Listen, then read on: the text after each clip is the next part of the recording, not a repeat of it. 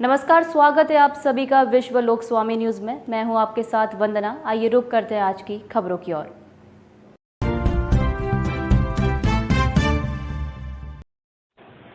MPPSC 2024 का paper Telegram पर leak कर अभ्यर्थियों से रुपए ठगने वाले आरोपी को क्राइम ब्रांच इंदौर ने राजस्थान के झुंझुनू से गिरफ्तार करने में सफलता हासिल की है। आरोपी को गिरफ्तार करने गई पुलिस उस वक्त हैरान हो गई जब आरोपी 10वीं कक्षा का नाबालिग छात्र निकला।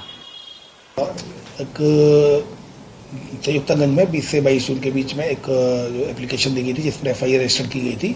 छात्रों के साथ फ्रॉड हुआ था। छात्रों के द्वारा ये बताया गया कि MPPSC लीक पेपर 2024 के तहत टेलीग्राम पर एक साइट बनाई गई थी और जिसमें कि ये बताया गया था कि जो भी लीक पेपर से लोग जुड़ जाएं। तो चूंकि इस तरह की साइट थी टेलीग्राम पर, कई लोग इसमें जुड़ते चले गए और फिर उन्होंने इसने ये भी बोला कि एक डिफरेंट ID अगर आपको पेपर चाहिए तो फिर इस ID में पैसा जमा करिए। तो स्टूडेंट्स के द्वारा पैसा जमा कर दिया गया, फिर उसने उनको ब्लॉक कर दिया गया। तो इस पर कंप्लेंट हुई थी संयुक्तागंज में, जिसमें FIR रजिस्टर किया जाकर इन्वेस्टिगेशन लिया गया था।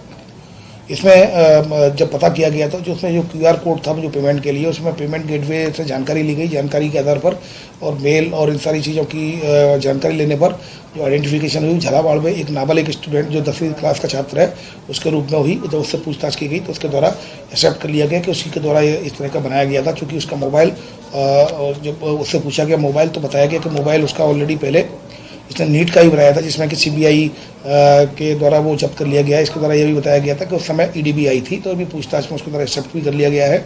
नोटिसेबल अपराध है तो इसमें उसके पूछताछ की जाकर उसमें अग्रिम कार्रवाई की जा रही है।